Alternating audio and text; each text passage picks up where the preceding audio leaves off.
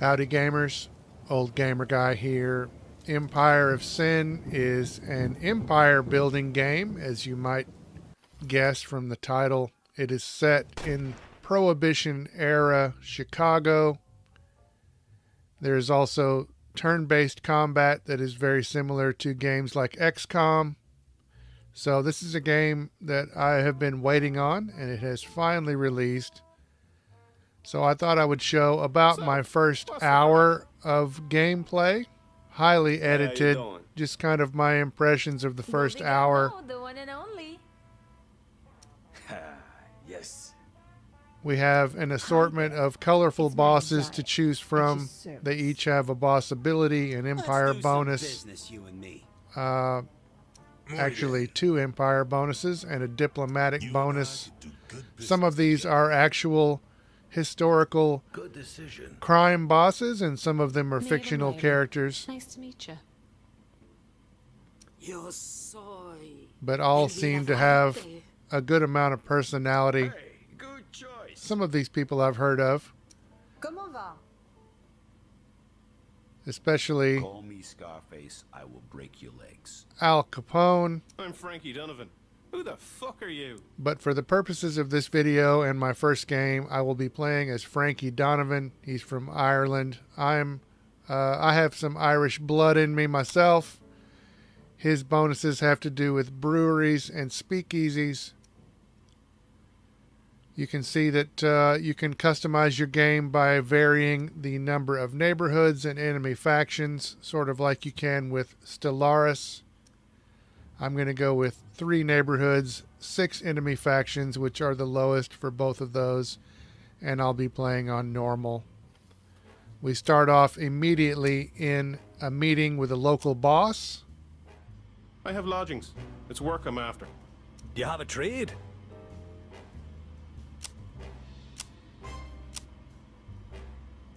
I have some skills with a hammer, and I'm looking to make a name for myself in Chicago. It's a fine place to make a home, all right. 'Tis a far cry from Kilmaine. And I suppose you're looking to avoid a chat with His Majesty's people too, aye? No need to be coy, Frankie boy. After this conversation, a very detailed tutorial begins. I'm on it. Chicago is a dangerous place, and in order to survive, you're gonna need to learn how to fight. Fortunately, I know right where you can find one. I won't show every step, but it seems to be a very thorough tutorial. Each character has 2 action points, or AP. Generally, each action takes 1 AP. Extended moves, special weapons, and some abilities take 2 AP. Choose an action below to see how many AP it requires. If you've ever played games like XCOM, this combat will be very familiar to you. Frankie has a melee weapon he brought with him from Ireland. I'm on it. I'm gonna batter you. Yeah, that's what I'm fucking talking about. When you win a racket, you have several options. Let's take this place over and make it ours.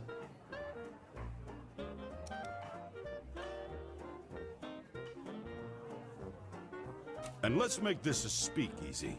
Taking a place over costs less than buying it outright, and it's free to keep the racket type the same. So this place was already a speakeasy. We are taking it over, and we can now change the name of the speakeasy. So I will change it to Strummer's Keg.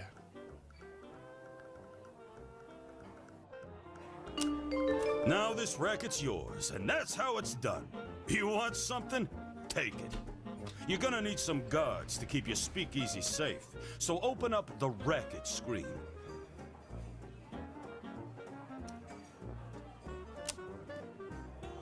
You got 4 different ways you can class up the joint, starting with security. The information panel to the right shows your security's current state and what you'll get in the next upgrade. Select Upgrade to go to the next level.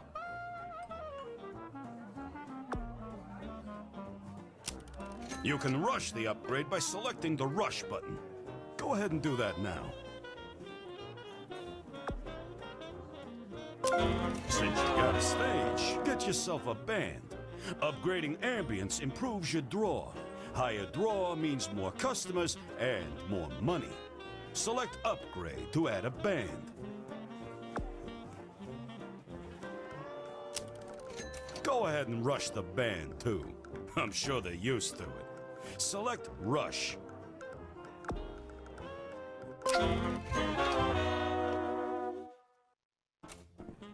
That's what I'm talking about. Looks great. Now, let's get out of here. You got other work to do. Of course. The gunfire attracted some of the local criminal talent, and they're looking for work. As your empire grows, you'll gain access to bigger and better hired guns too.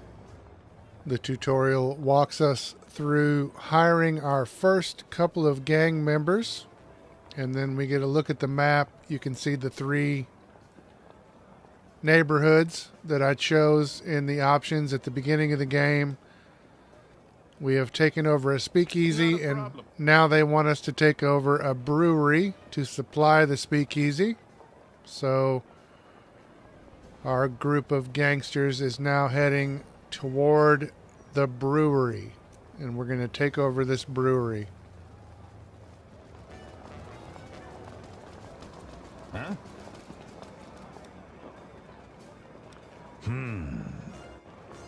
Kill this piece of shit. Not a bother.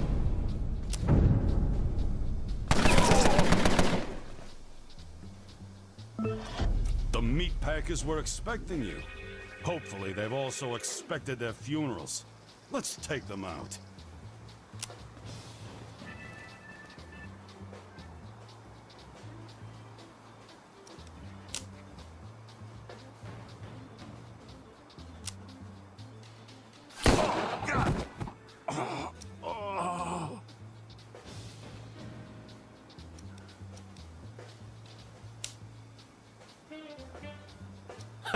That's class. So we fight our way into the brewery, and then we take over the brewery, and of course this does not make the owner of the brewery very happy, so we get invited to another sit down with another boss.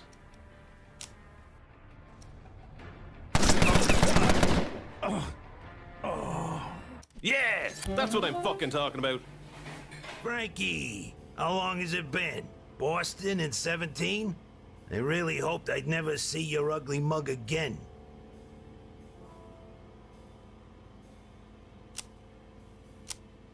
Skip the bullshit, would you? Right. I'll give you this, Irish. You got backbone. I don't need any more enemies in this town. You come work for me, you can manage those rackets you took.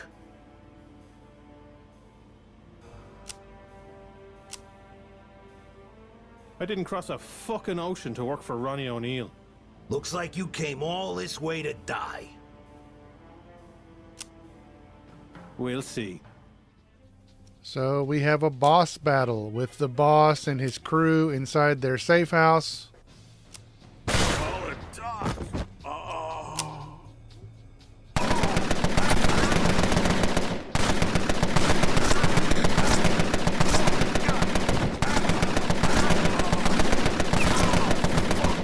Call it Doc.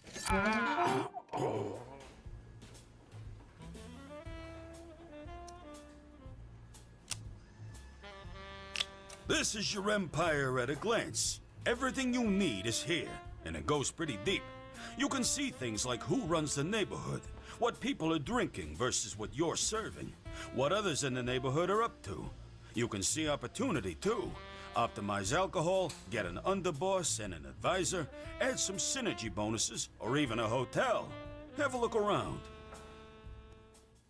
So now we have a safe house and we have some extra cash, so I'm recruiting some more gang members. I feel like there are bullet wounds in our future, so I'm hiring a doctor. Of course. Nora Quinn is a doctor. Once she's recruited, I can choose a tier 1 talent, I could have her shoot people in the knees, or I could give her a healing ability. I feel like the healing ability would be good during combat. Oh, that's so good. So now she should be able to help us stay alive during combat. Hopefully. Theoretically. You can see on this screen that the various gangsters have different attitudes about each other. They can even fall in love with each other, from what I understand. They could also refuse to work with another gangster. How are you? I'm recruiting this guy who is a hired gun. Why not?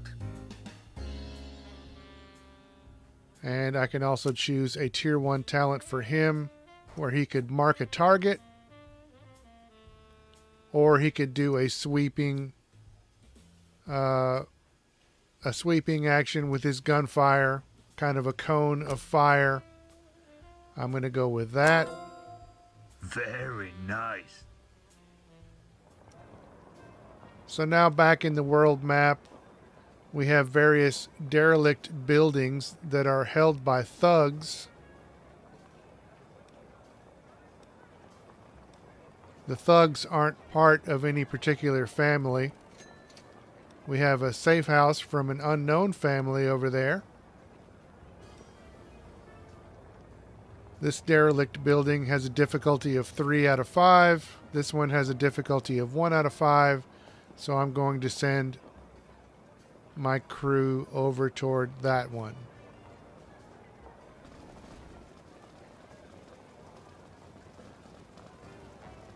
The citizens of Chicago are unaware of the violence that is about to ensue. So we're going to attack this derelict building.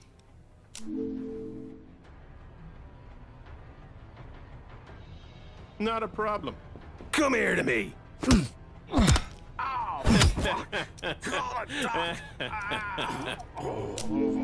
Come here to me. You fucking prick. Somehow Frankie completely missed with his melee attack. But Earl landed some shots. There is friendly fire in this game, so instead of having Hugh fire from a distance, I will have him also attack with a melee attack. That's what I'm fucking talking about. And we have scored another victory. This building was controlled by thugs. It wasn't a racket when we entered the building, so we could turn it into a racket, any sort of a racket that we want, or we could ransack it. We could smash it up, and then I guess later in the game we could raise the whole building. We don't have the capability right now to raise the building. I decided to ransack it just because we had not ransacked a building just yet, so I wanted to see what that meant exactly. And it basically means we could find money, we could find weapons, whatever. The building itself would be unusable for a while after ransacking, but we did get a few things. Back on the map screen directly after that building, there are some groups of people walking around that have different icons. Some look like binoculars, some look like badges. The badges are police officers, and the game tutorial walked me through bribing the police right after this, because the police are sort of taking notice of our rackets. And the binoculars are a rival group of gangsters.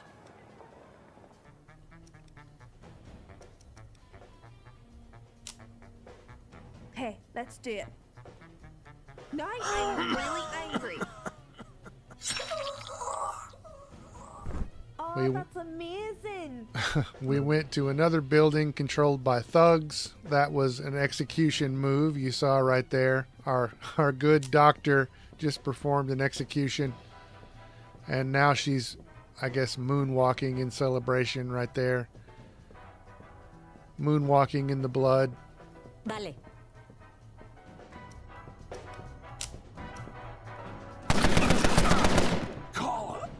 Moving in.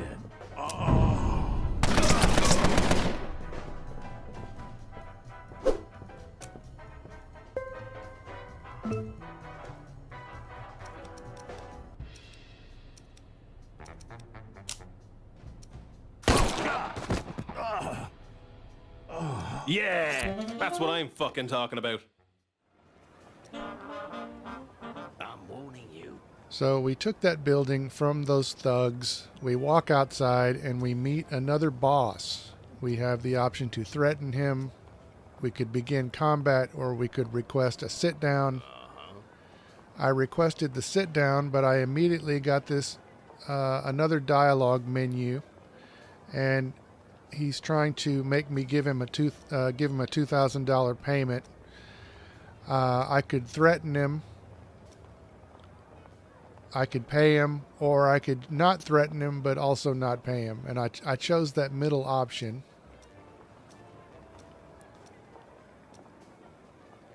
I don't want to pay him, but I don't want to start anything exactly either, because we did request a sit down. So he responded by inviting me to go to war with him against a gang called the Fortune Tellers. So I can accept, I could say no, or I could say I'll accept if you sweeten the deal. And it gave me this menu, but I don't think I interpreted this menu correctly. I don't think I did this exactly the way I wanted to do it. I wanted to add a non-aggression pact to the agreement, but watching this footage, it doesn't look like I did that. You've just started a mob war. When your allies join you in a war, you'll want to work together with them to coordinate attacks. So now we're in a mob war, and we have just about reached the end of my first hour of gameplay, and I'm really liking this game a lot, but unfortunately I have to give a little bit of bad news because I hit Will do. Not a about it. fairly major glitch. My next objective was to mark this building as part of the mob war, mark the target, but when I tried to do it, it put the camera back over here on my people, and suddenly I couldn't move them. All I could do was rotate the camera. I couldn't even go back to the main menu of the game. I had to reset the PS4 and load an autosave because I had not saved manually. But unfortunately, my newest autosave put me all the way back at the safe house right after we had unlocked that safe house. And I recruited the doctor and that other hired gun. So I lost about 15 or 20 minutes worth of game time. So that's disappointing. But this game is brand new. Hopefully stuff like this will be patched fairly quickly. And otherwise, I like it a lot. So hopefully you've enjoyed this video. And if you've made it this far, as always, thanks very much for watching.